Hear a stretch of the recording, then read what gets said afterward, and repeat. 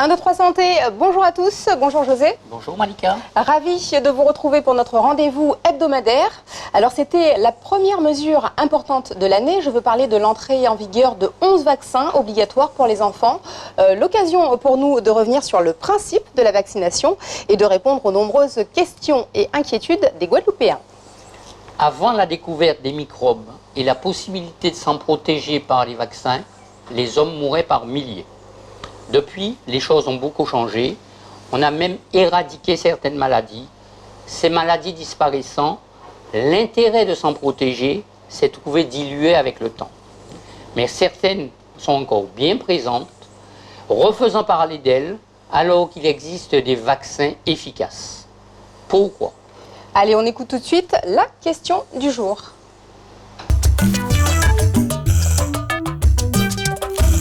Avec tout ce que j'entends, je me demande s'il n'y a pas de risque à se faire vacciner.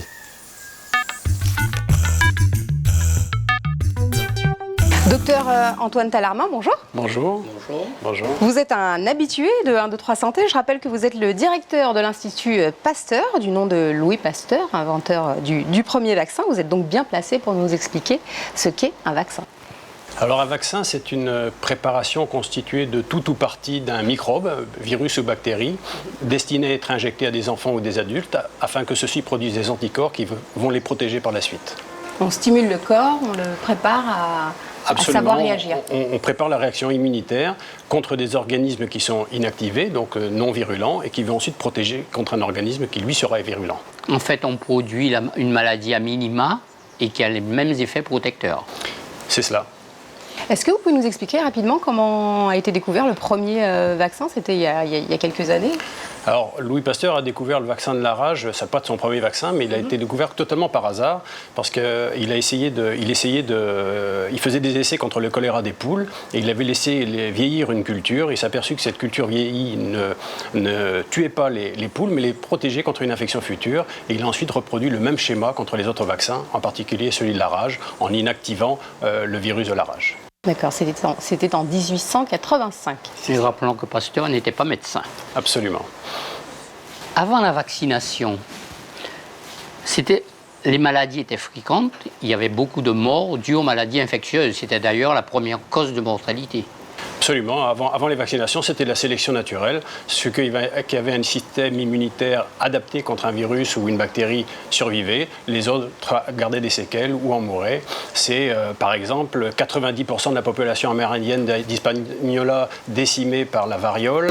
C'est d'innombrables séquelles de poliomyélite ou de mort avant la vaccination. Moi, j'en ai vu quand j'étais enfant. J'en ai plus vu pendant mes études médicales et j'en ai revu en Afrique parce que les gens ne sont pas suffisamment vaccinés là-bas. Quelles sont les maladies qui ont été éradiquées grâce au vaccin ? Il y a une seule maladie à l'heure actuelle qui a été éradiquée, c'est la variole, qui a été éradiquée dans la fin des années 70. C'est pour ça qu'on ne vaccine plus contre la variole à l'heure actuelle. Et il y a d'autres maladies qui sont programmées pour être éradiquées dans un futur relativement proche. C'est la poliomyélite. Malheureusement, il existe des poches encore qui résistent, comme le Nigeria ou l'Inde, où là, donc, il y a des foyers encore de poliomyélite. Et également la rougeole, qui est destinée à être éradiquée. Et donc, même si ça n'a pas disparu chez nous, à cause des voyages, des transports, on est obligé de continuer à s'en protéger. Absolument. Le risque est toujours présent. Pourquoi certains vaccins sont obligatoires ? Alors, les vaccins, c'est une décision qui a été décidée. En fait, la vaccination obligatoire d'une grande partie de la population permet d'atteindre une immunité suffisante dans la population afin que même ceux qui ne sont pas vaccinés puissent être protégés par les autres. Donc, c'est en fait une vaccination altruiste qui permet donc de couvrir l'ensemble de la population, même si tout le monde n'est pas totalement immunisé. En se vaccinant soi, on protège les autres. On protège les autres. Est-ce que la vaccination a permis d'augmenter l'espérance de vie ? Alors la vaccination a permis d'augmenter l'espérance de vie par la diminution de la mortalité infantile et également la diminution de la mortalité chez les personnes plus âgées, en particulier la vaccination contre le tétanos. Donc ce sont surtout les enfants et les personnes âgées qui ont bénéficié de... Oui, puisque en fait les adultes bénéficient également des vaccins contre de la petite enfance. Donc tout le monde a été protégé. Tout le monde est par protégé, ça. Ouais. d'accord. Alors, ces campagnes de vaccination ont permis d'éradiquer, d'une part, de diminuer considérablement l'incidence de la plupart des maladies infectieuses, sauf une, l'hépatite virale, qui résiste, et le nombre de cas est même en train de réaugmenter. Pourquoi ? L'hépatite B, deux explications, en tout cas pour la mortalité, c'est que le temps entre l'infection et les maladies mortelles comme la cirrhose ou le cancer du foie est extrêmement long, et donc on voit tout juste apparaître des effets bénéfiques de la vaccination, des campagnes de vaccination contre la mortalité. Et en ce qui concerne le nombre de cas, la population mondiale augmente beaucoup, et malheureusement, il n'y a qu'une faible partie de la population mondiale qui est couverte contre l'hépatite B. C'est moins de 20%, et donc ça explique pourquoi le nombre de cas augmente encore à l'heure actuelle. Et puis il y a ces craintes aussi contre cette vaccination. Alors, il y a eu des craintes liées à des cas de sclérose en plaques, mais aucun lien statistique n'a pu être établi entre cette vaccination et les cas de sclérose en plaques. Scientifiquement, c'est un vaccin qu'on peut dire qui est acceptable. Non seulement il est acceptable, mais pour moi il est indispensable, et c'est probablement le vaccin qui diminuera le plus le nombre de morts dans le futur. Focus donc sur l'hépatite B, une maladie virale sexuellement transmissible, responsable de plus de la moitié des hépatites mortelles, d'où l'intérêt de la vaccination. Qu'en est-il en Guadeloupe? Reportage au service de gastro-entérologie du CHU de Pointe-à-Pitre. La vaccination contre l'hépatite B est obligatoire en France pour tous les nourrissons nés à partir du 1er janvier 2018. Elle est recommandée chez les enfants et les adolescents jusqu'à l'âge de 15 ans. Les vacciner quand ils sont petits, c'est les protéger pour plus tard s'ils sont amenés à faire face au virus. On vaccine contre l'hépatite B pour prévenir l'infection liée à ce virus. Donc, le virus de l'hépatite B est un virus qui a tendance à entraîner une inflammation dans le foie. Et donc cette inflammation, à terme, va entraîner une cirrhose du foie ou un cancer du foie. Donc le vaccin est efficace à 100%. Dans 100% des situations, il va éviter toute contamination par ce virus. Alors effectivement, on a l'impression que la maladie reste très fréquente malgré la vaccination. Il faut toutefois se rendre compte que la vaccination a permis de diminuer de plus de la moitié la prévalence du virus. Donc ça reste quelque chose, une manière efficace de lutter contre l'effervescence de ce virus. Et ensuite, le mode de contamination prioritaire aux Antilles, c'est la contamination sexuelle. Le fait de vacciner un enfant permettra, lors de ses premières relations sexuelles adultes, d'éviter tout risque de contamination. Alors, l'hépatite B a comme principale complication le développement d'une hépatite chronique. Plus le virus est transmis jeune, plus le risque que la maladie chronique se développe est important. En plus, l'hépatite B n'a pas de traitement efficace en termes de guérison. On a des traitements qui permettent de ralentir l'évolution ou d'éviter la contamination, la transmission à d'autres personnes, mais il n'y a aucun traitement à ce jour qui permet, une fois qu'on a contracté le virus, de guérir de façon définitive de cette maladie. Retour sur le plateau de 1, 2, 3 Santé avec le docteur Antoine Tallarmin, directeur de l'Institut Pasteur. Docteur, pour reprendre la question de notre téléspectateur en début d'émission, est-ce que les vaccins peuvent présenter un risque pour la santé ? Alors le vaccin, comme tout médicament, peut avoir des effets secondaires, mais les effets bénéfiques sont largement prédominants. Et tous ceux qui ont fait leur service militaire avant les années 80 savent bien que les effets secondaires ont largement diminué avec les vaccins modernes. Les gens s'interrogent sur la toxicité des adjuvants, je pense à l'aluminium.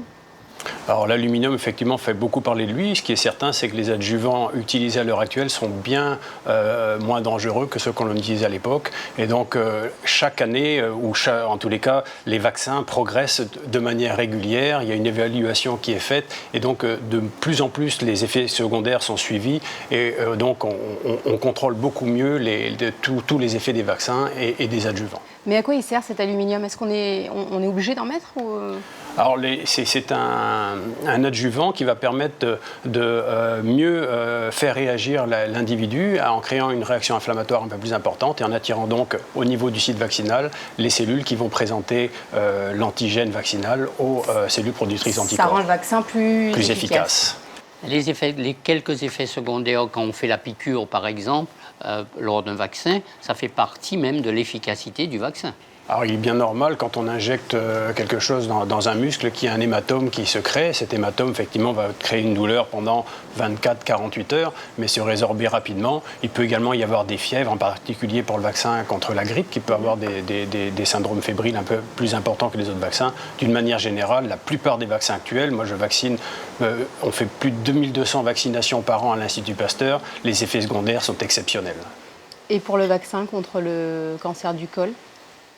Alors, le vaccin contre le cancer du col, à ma connaissance, il n'y a pas d'effet secondaire particulier. C'est un vaccin qui va protéger contre la plupart des cancers du col, mais il ne faut surtout pas que ce vaccin empêche le dépistage du cancer du col de manière telle qu'il est fait à l'heure actuelle par frottis, qui est vraiment ce qui a permis de diminuer la mortalité de ce cancer. D'accord. Est-ce que ces effets secondaires ne sont pas revenus en surface parce que les gens ne connaissent plus toutes ces maladies? Donc on ne veut plus prendre aucun risque pour des maladies qu'on ne connaît pas. Il est certain que ça doit jouer un rôle. Avant, tous ceux qui ont connu les épidémies de variole savent bien que personne ne rechigne à se faire vacciner quand on est vraiment en danger. C'est exactement la même chose en Afrique. Les populations qui sont confrontées à une épidémie de poliomyélite se font vacciner fort volontiers. Donc je crois qu'effectivement, c'est peut-être un problème des pays riches. Dernière question, vous l'avez évoqué tout à l'heure, les vaccins sont régulièrement évalués, certains sont supprimés. Alors, il y a effectivement, les schémas vaccinaux se modifient également pour essayer de diminuer le nombre de doses tout en gardant la même efficacité. Ça a été le cas, par exemple, pour le diphtérie, tétanos, polio, qui était avant obligatoire tous les 10 ans, enfin recommandé tous les 10 ans, et maintenant c'est passé tous les 20 ans, entre l'âge de 25 ans et de 65 ans. Donc, au fur et à mesure, on essaye de modifier les schémas pour mieux les adapter. Pour les rendre plus pertinents. Absolument.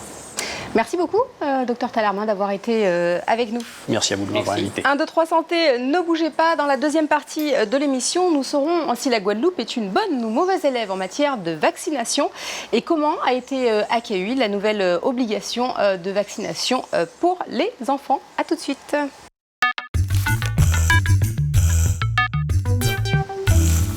Et c'est Suzy Denain que nous accueillons à présent. Bonjour Madame Denain. Bonjour. Vous êtes infirmière, référente vaccination à l'ARS. Concernant la couverture vaccinale chez nous, est-ce que la Guadeloupe est une bonne élève? Oui, on peut dire cela. Nous avons des taux de couverture vaccinale relativement bons, quelquefois même meilleurs que ceux de la métropole. En tout cas, pour les vaccins obligatoires tels que la diphtérie, le tétanos et la polio, nous sommes au-deçà des 95% de couverture préconisée par l'OMS, l'Organisation mondiale de la santé. Pour la coqueluche aussi, on a des très bons taux. En tout cas, tous les vaccins qui sont associés aux vaccins qui étaient avant obligatoires, associés au DTP, nous avons de très bons taux. Là où on pêche un peu, c'est plus sur la deuxième injection de ROR, vaccin contre la rougeole, les oreillons et la rubéole, où nos taux sont un petit peu insuffisants. Mais par exemple, l'hépatite B, on a des taux supérieurs à ceux de la métropole. Donc nous ne sommes pas de mauvais élèves, on a des taux relativement bons. Même comparé à la Martinique, pour certains vaccins, on a des taux de couverture meilleurs. Est-ce que pas pour le vaccin contre la rougeole, c'est parce que les gens pensent que la rougeole, c'est une maladie bénigne, alors qu'en fait, il y a des complications extrêmement graves? Sans doute, mais la rougeole est une maladie grave, contrairement à ce que les gens pensent. Il y a même des décès, donc il ne faut pas banaliser la rougeole. Ce n'est pas une pathologie à banaliser. Est-ce que le prix des vaccins peut être un frein? Actuellement, non, puisque les vaccins sont remboursés à, je crois, 60-70%. Par le tiers payant. Par le tiers payant, la sécurité sociale. Après, quand on a une mutuelle, la mutuelle couvre le reste. Et, quand on a la CMU, c'est pris en charge intégralement. C'est pris intégralement. Et puis, pour le vaccin ROR, est pris à 100% en charge par la sécurité sociale. Donc, excusez-moi de vous couper. Et puis, vous avez...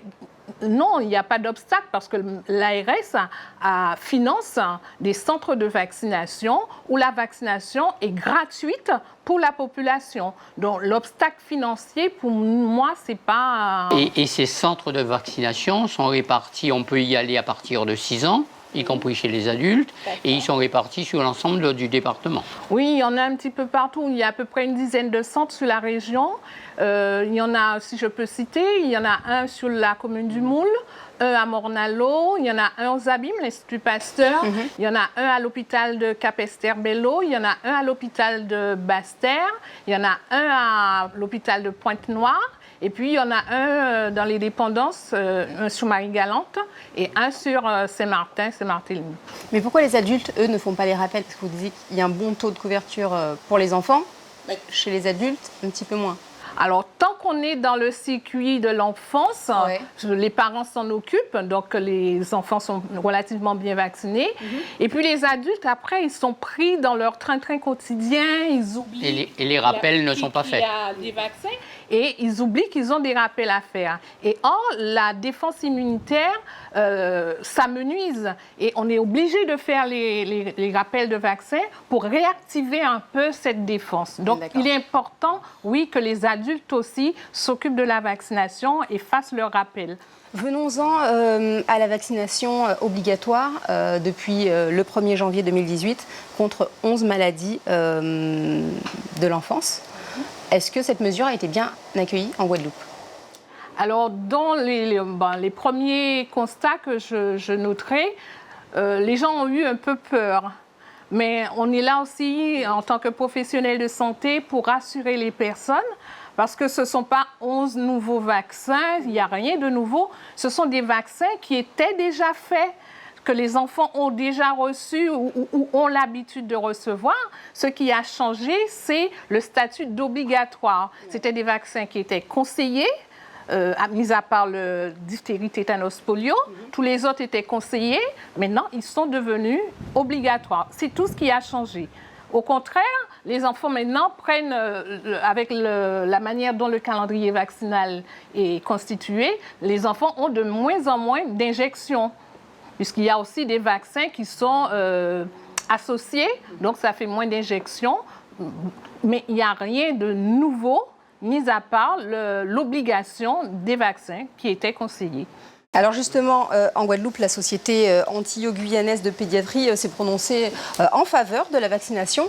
Nous sommes allés à la rencontre de l'un de ses membres, c'est le docteur Jacques Bad, pédiatre bien connu des Marie-Galantais. Il nous explique sa position sur les vaccins de l'enfance.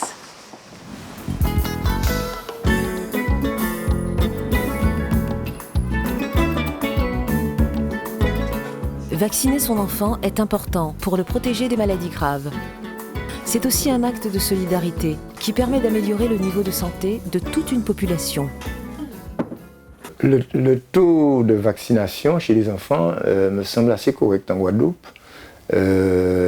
Moi, je prends dans la patientèle que je suis, je pense que 98% des enfants de moins de 3 ans, même de moins de 5 ans qui sont à mon cabinet, sont des enfants qui sont vaccinés et correctement vaccinés parce que, comme j'ai l'occasion de le dire, vacciner un enfant, on sait qu'on va le protéger contre quelque chose qui, si cela arrive naturellement, peut être grave. Les parents ne sont pas globalement réticents au vaccin.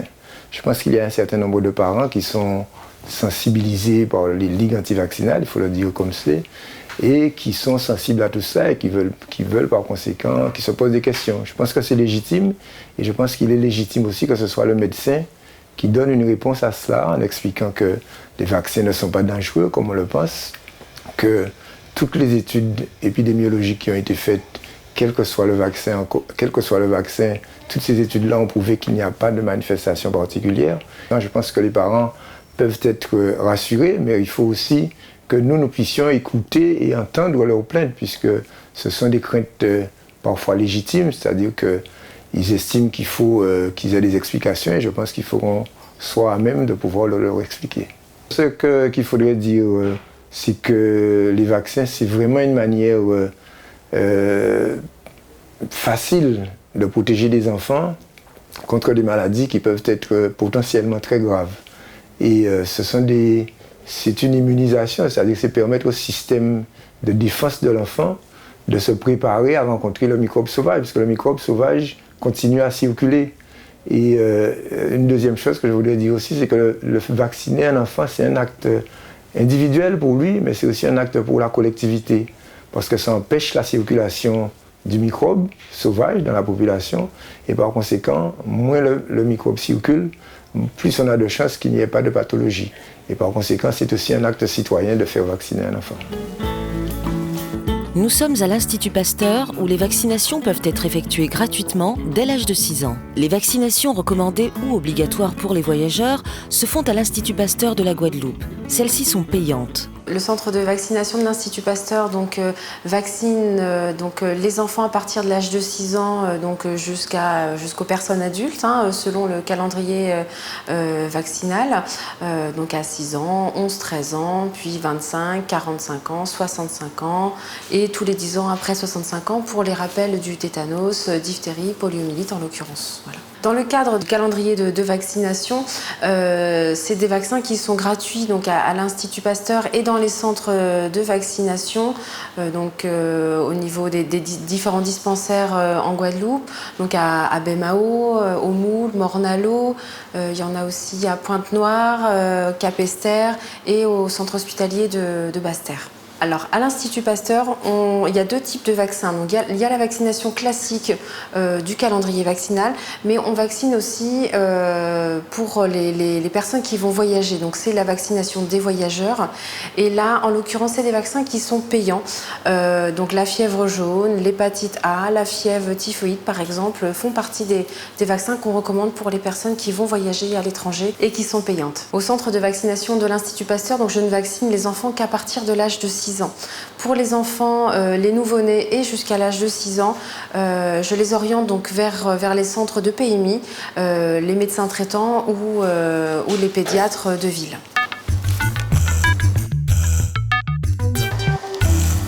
Retour sur le plateau de 1, 2, 3 Santé avec Suzy Denain, responsable vaccination à l'ARS. Quels sont les vaccins particulièrement recommandés chez nous, aux Antilles ? Particulièrement, ils sont tous, ce sont les mêmes vaccins de la région métropole qui sont appliqués ici. Et puis peut-être pour le vaccin de l'HPV, les germes ne sont pas tout à fait identiques. Là, on a peut-être une spécificité qu'on est en train d'ailleurs d'étudier pour savoir lequel des vaccins est le plus approprié pour la région.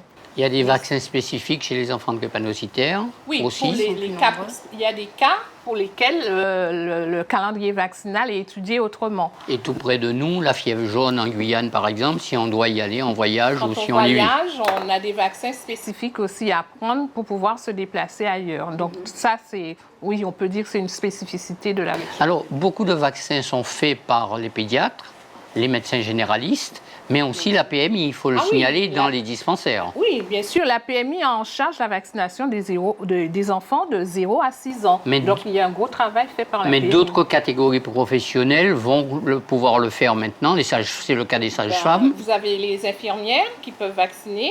Vous avez récemment les sages-femmes. Et puis, il y a une expérimentation là sur les pharmaciens dans une certaine région de France. Pour le vaccin antigrippal. Oui, pour la grippe. Merci beaucoup, Madame Denain, d'avoir été avec nous pour cette émission. Merci. Rappelons que la vaccination est un acte médical et pour la liste des centres de vaccination gratuits, sachez que vous pouvez la retrouver sur le site de l'ARS, tout simplement. C'est la fin de cette émission. Merci de l'avoir suivie. On se retrouve la semaine prochaine et tout de suite, c'est Yemouna qui vous fait la synthèse en créole.